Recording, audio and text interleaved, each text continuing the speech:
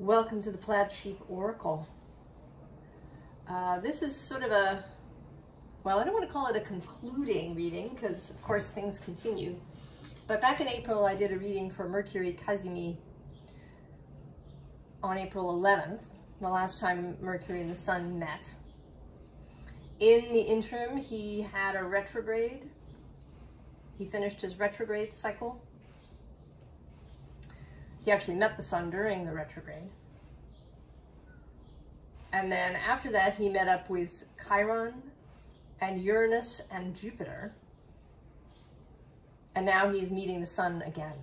And this time on his home ground of Gemini. So this is the second half, a continuing story. This moment in time, some of what this Mercury Cazimi might have to say to us.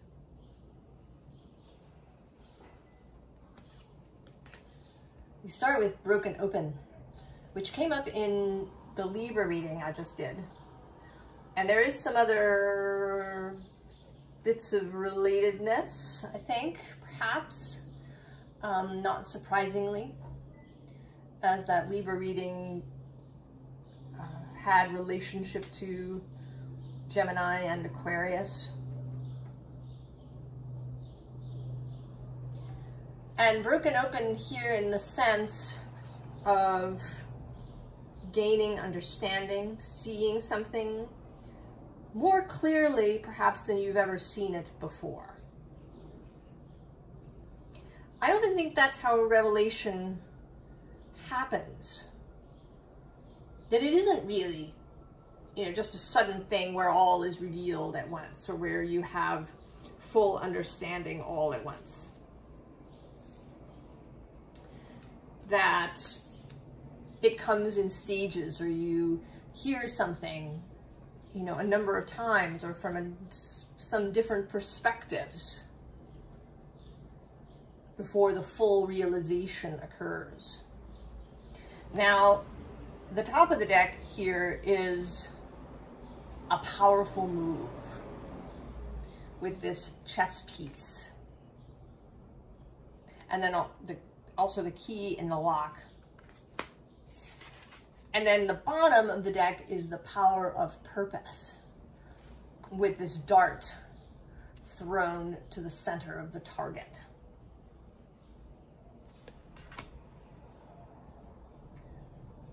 So this is about making a move, and also about making a choice. How you choose your move, and how you choose how you see things, and which direction you are looking in. Strength at the beginning. Where do we find strength? Where do we find, with Six of Wands, victory right below? And then also the Empress. And here, just making a little tiny guest appearance, is the Devil.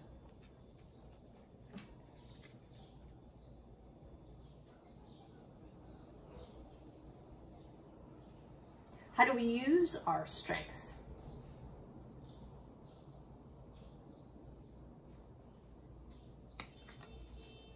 Two of Swords. Choices.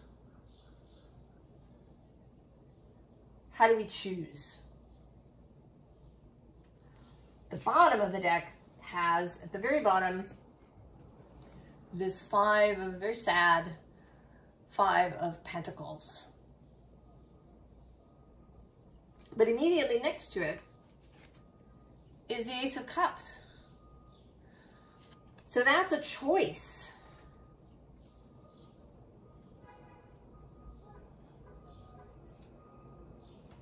Sometimes it doesn't feel like one. When we're really in the depths of something,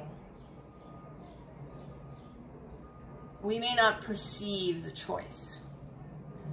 But as soon as we are able, as soon as we have some ability to look up, and then certainly later, when we're considering, you know, what happens next and how we should move forward, do we fall back into this Five of Pentacles, abandoned, lost, lacking,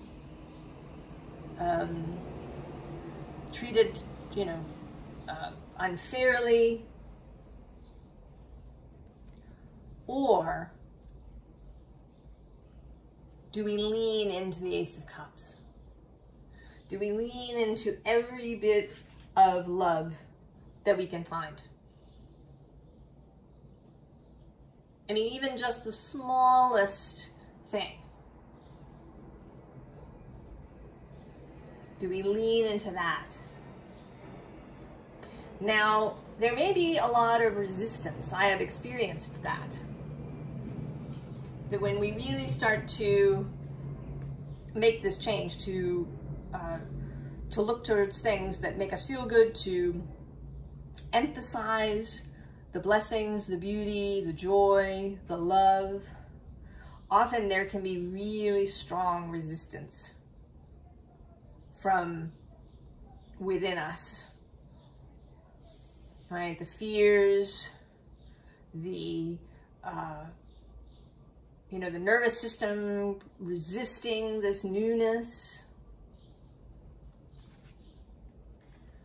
That's this Ten of Swords, right? This resistance, this, right, like this fabric that is wrapping us. I want to say, though, that these birds, right, these birds want to free you from this fabric. And actually even source, you know, this redness, I see red as passion, as love, as enthusiasm, inspiration. And, you know, you were wrapped in this sort of white, ghostly shroud for a long time. I see depression as kind of a gray drabness, you know, the color of years of dust in empty, unused rooms. And now there's this infusion that's happening. These messengers. And you're waking up, you're breaking out of the shroud. But there may be a lot of resistance happening as this occurs.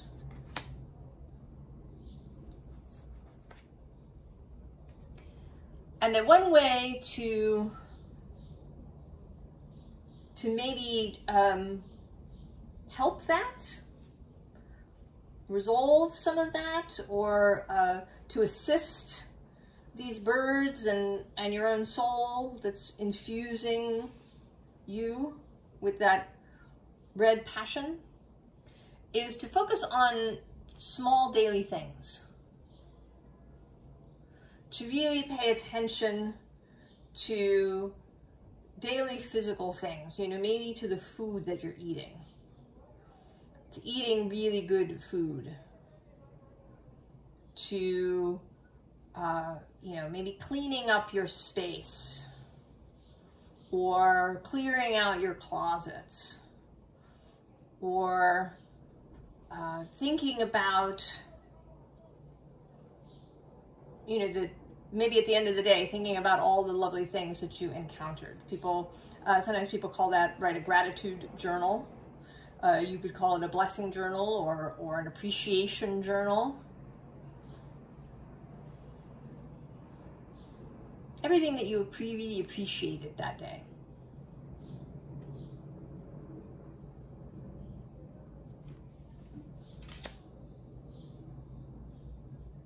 And you can write it down, or you can even, you know, just speak it aloud, I think.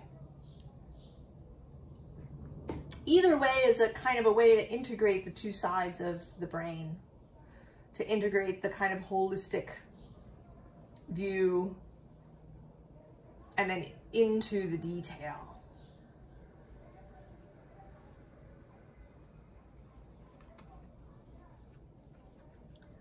The Raven.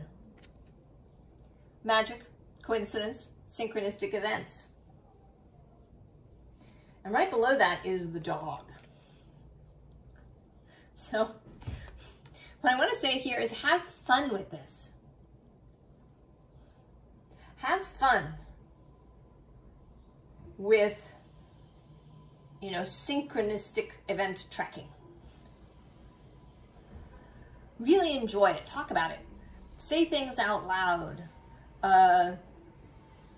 You know, when you run into a really fun synchronistic thing, a really fun surprise that Source has put in your path, talk about it. Say thank you. Say this was really great. This is like expert level, genius level synchrony. Really have fun with it. The bottom of this deck is, the very bottom is the Grail Knight. Devotion, the sacred path, to dedicate yourself to this choice, to the choice of the beautiful, to the choice of the Ace of Cups. And next to that is perception. So not only to make these choices, but to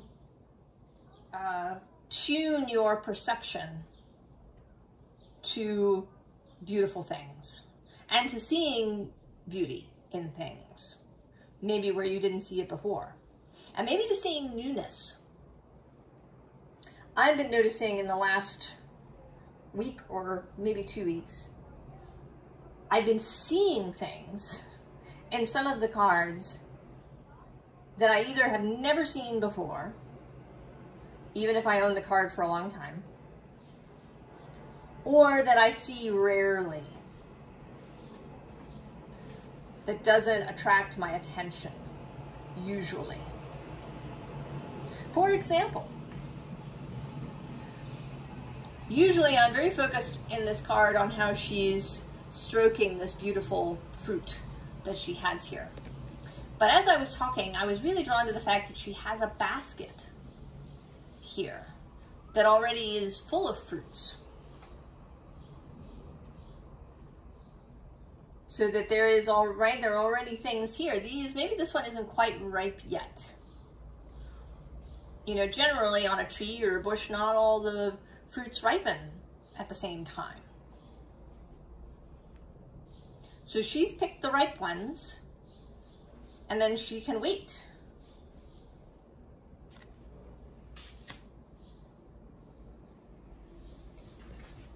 So what are you perceiving? Is your perception wider now? Can you perceive that you're really, right, that you're pretty good, that you've done a lot of, right, you've healed, you've resolved things that have, maybe followed you around for a long time. And that you can put them down, that you can perceive yourself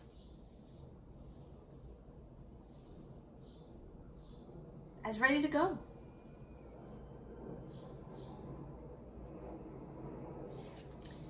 So then we have wealth.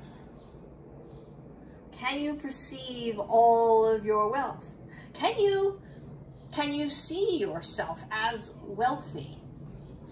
Can you allow that, you may have quite a bit when you count all of the things in your life, but also that more is available, that more can come, that you have the capacity to hold more.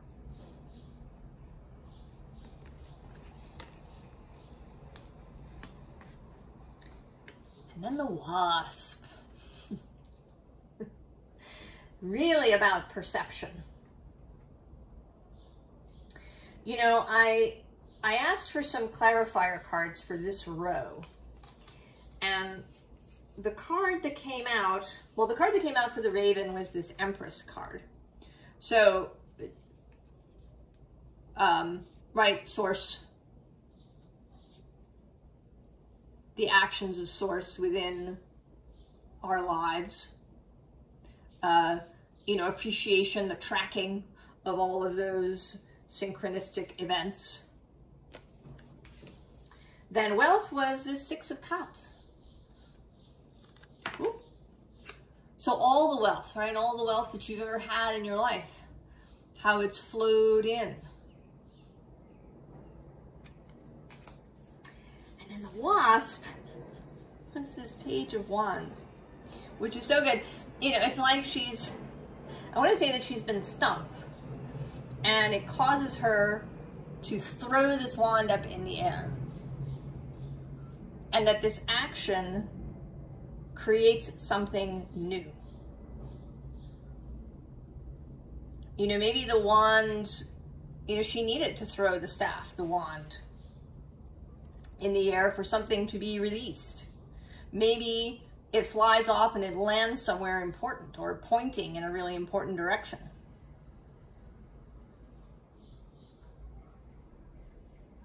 She has some sort of realization as a result of this. So that is a perception of what could be a nasty moment of getting stung. Can feel, right? That you know, we mostly think we don't want to be stung. But some sort of conflict or contrast, as Abraham calls it, can lead to progress. And this is a bit of a, right, this is the Uranus aspect. Because Uranus can be like that. He's sudden. And, you know, it's sometimes, you know, something that feels uncomfortable. That sudden change can be uncomfortable. That we may need, you know, if you're walking around, not seeing things around you, all stuck inside your own head, you may need to get stung by something.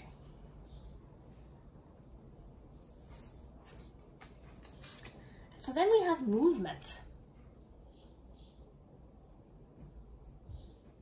If you have been stuck, this new way, right, this new perspective, the new way of seeing bounty, seeing wealth, seeing choice, seeing things ripening, seeing all the synchronies, seeing all the ways that Source is moving and is magic. This can create movement, right? The powerful move. There is movement here. Certainly Mercury is about movement. He's the fastest moving planet of the major planets.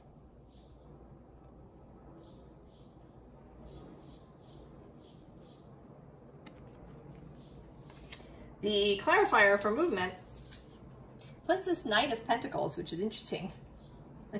Sort of, this doesn't feel like Mercury because he tends to be slow moving, right? He's walking rather than riding his horse. But there's all these seeds being planted. All of this bounty that is being spread everywhere. That your movement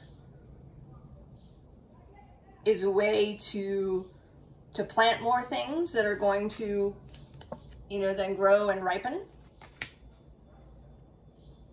as well as to share what you have with others.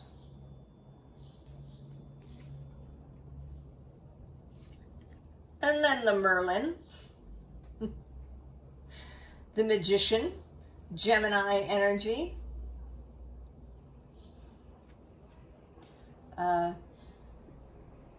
craft,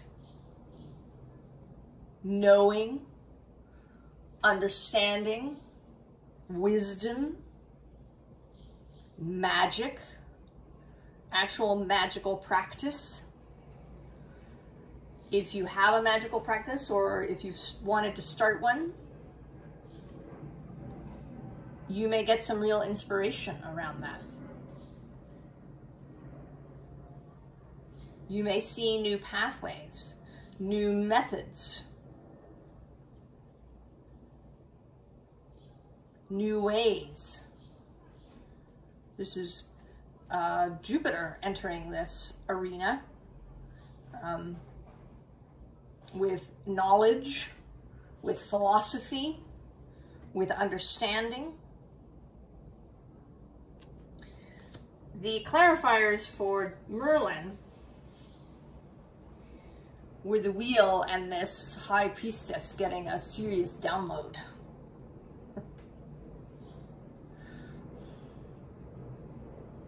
And this wheel actually has sort of magician vibes a little bit to me. But in a little bit more receptive way, perhaps. You know, that maybe this magical practice will focus on receptivity. Before Mercury met up with Jupiter, Jupiter had met with Venus. So that Venus, and she is in Gemini, that receptivity, magnetic qualities. So the magician, this magician, rather than perhaps casting a spell in order to take control of something, that this magician really works with how things are already moving, really takes advantage of cycles and movement, like a surfer takes advantage of the wave.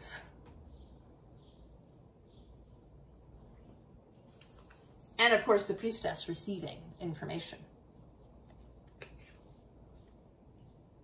And then we have the magician and magic. And below that, the Three of Cups. And this is coming through as my united motivation. I often see the Three of Cups as an internal thing of united motivations within the self. And also below that is this Princess of Cups. Drinking, right? She's drinking from the cup. Drinking from the Ace of Cups. The bottom of the deck are, interestingly, this Seven of Swords with, and particularly, right, the Two of Swords standing out. Choosing thoughts wisely. And next to that is this Yamana Temperance and here Balance card. More, feeling again more like choice. The one hand and the other. Which direction do you choose to face?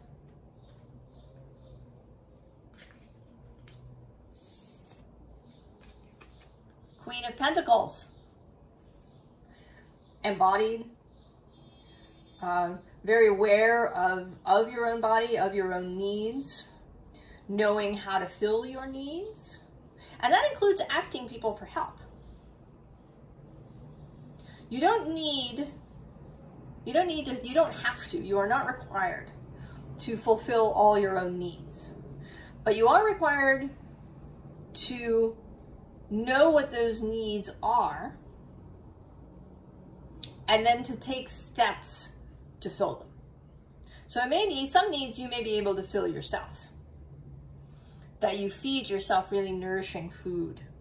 That you take, get good sleep. That you take time to do things that you love to do. That you avoid those things that are draining or overstimulating or depressing.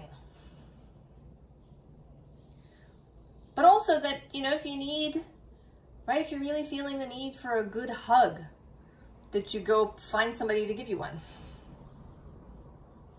Or if you need help with something, maybe you're feeling a little overwhelmed at this time and you need some help, that you go ask for it.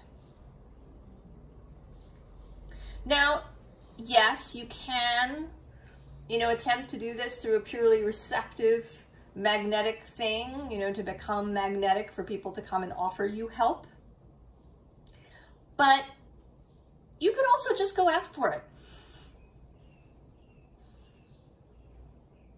She is the queen. She may be a receptive queen, but she's still a queen. I don't imagine, you know, that she just, you know, waits all the time for people to bring her things, that she, you know, rings the bell, that she sends people, that she delegates, that she knows all the different ways that her needs can be fulfilled and that her physical life, her physical space can be made beautiful and prolific and fertile. And here with the Four of Wands, also,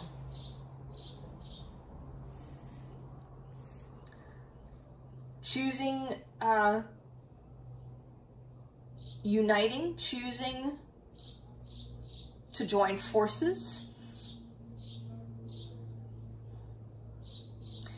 I think Gemini is sometimes seen as uncooperative, right? That Gemini, you know, just goes their own way, or, you know, easily switches sides, that you can't trust Gemini. But that's only the shadow aspect. The other aspect of Gemini is the ability to work with others, to be with others, to accept others' point of view without judging them, to be able to join forces with others. And it may be only temporary forces.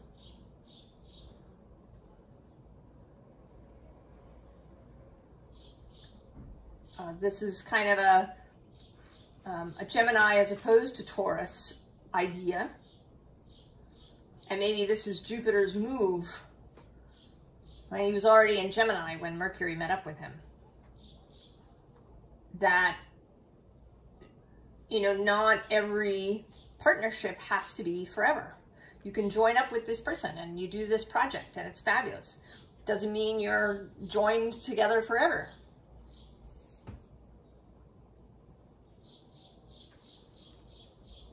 And then, right, and celebration too. I think there is a celebratory quality, at least at the moment in Gemini. There's this stellium happening. A sense of fun.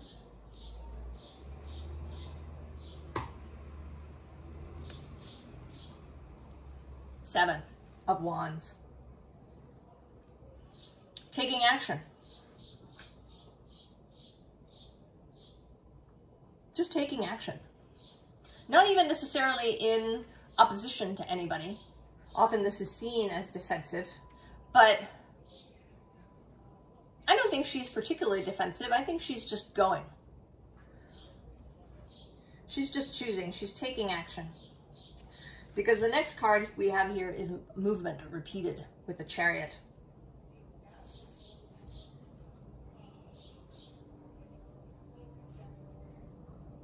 Getting on your horse and going. And here, a single horse. The united will.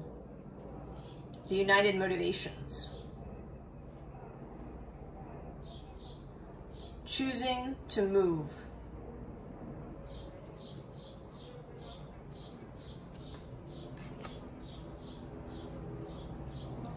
So what is the advice? Interestingly, we have this Nine of Wands and Strength.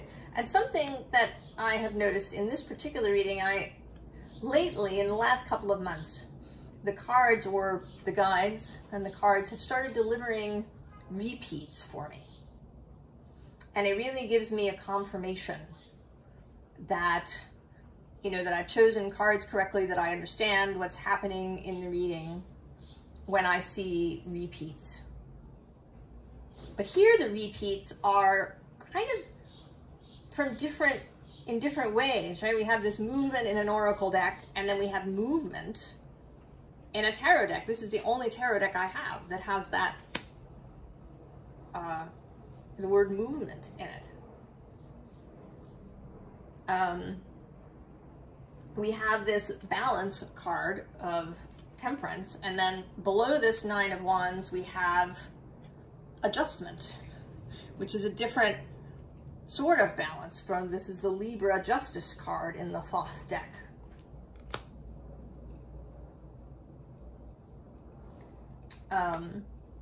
So we have strength here, and then we have this Nine of Wands strength showing up.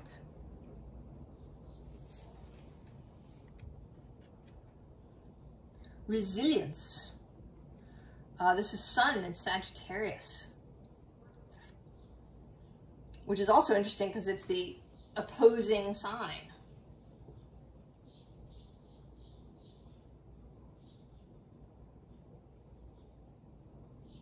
We already had the full moon in Sagittarius.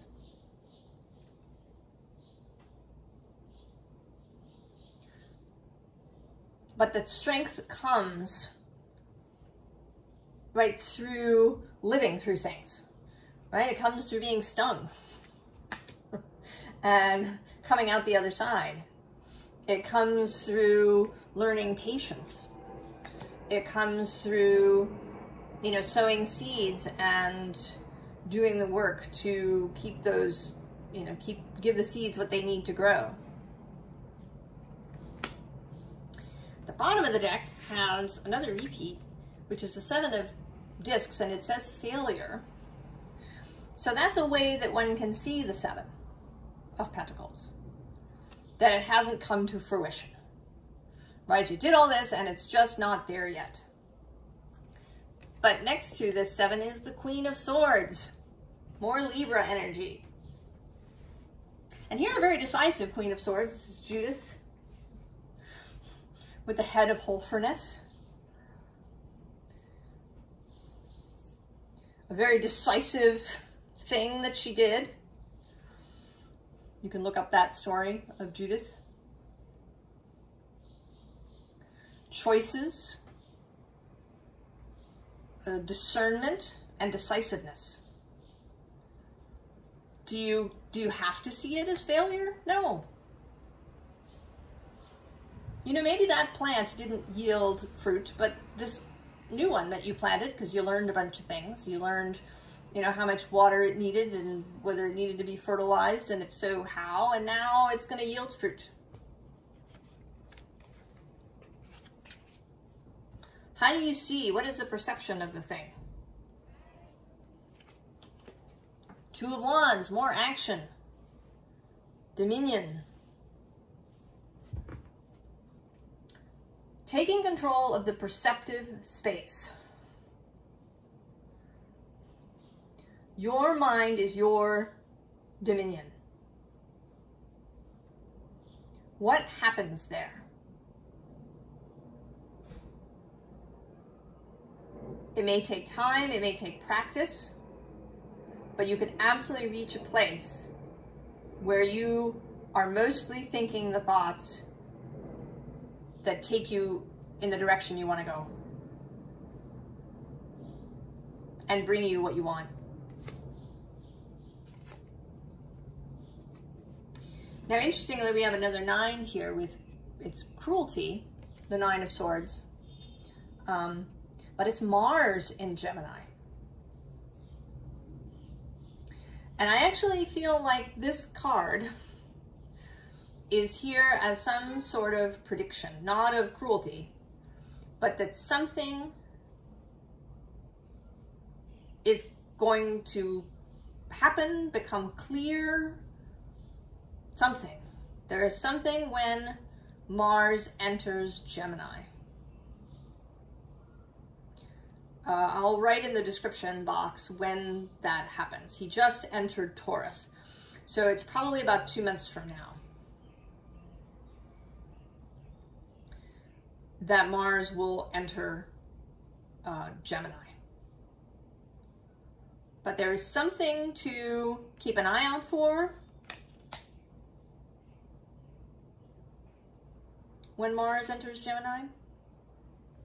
Then we have abundance with the Three of Cups. The Three of Cups here as abundance, as affluence, as waters and material assistance and love really flowing. How do you see it? And can you accept it when it arrives? Jupiter is also about capacity. Can you expand your capacity for high sensation, which can include lots of stuff and abundance? And then the devil.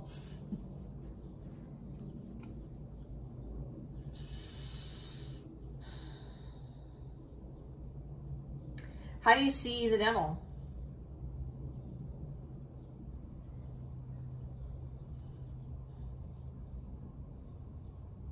And it's interesting because there are right, there are sort of pairings happening here in these elliptical spaces, we know, and also this kind of Gemini symbology here that I don't think is intended as Gemini, but that is how I'm seeing it. And I'm also seeing this devil today as a conductor, right? He's got his music stand, and he's getting ready to conduct the orchestra. So this is mastery. This is stepping onto the conductor's platform. And a conductor doesn't control, really. He directs. He keeps the orchestra in unison. He keeps the pace. He keeps the harmony in what is happening out there. So step, right? The magician energy here, to be the maestro, to be the conductor. There's all of these, right? There's the whole orchestra, all the instruments, all of source, all of the cooperative components that are out there. And as the conductor, right, it's the conductor's vision for how the piece is played. You know, is it a little faster tempo or a little slower? You know, is it the woodwinds that are really pronounced, or is it the string instruments that are pronounced? You know, how quiet is the quiet? How loud is the loud?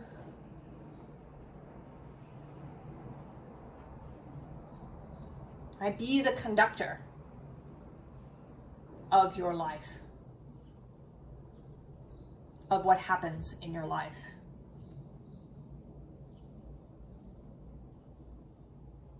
Not in a, you know, micromanaging, controlling way,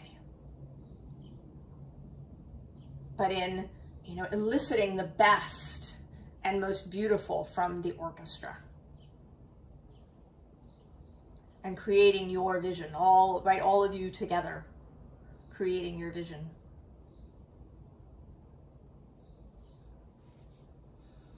Well, that was an unexpected ending.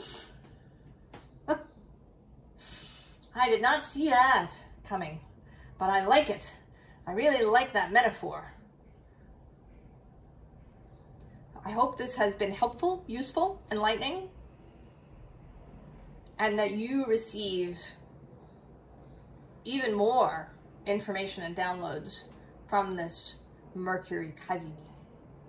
I wish you all the very, very best, and I'll see you next time. So long.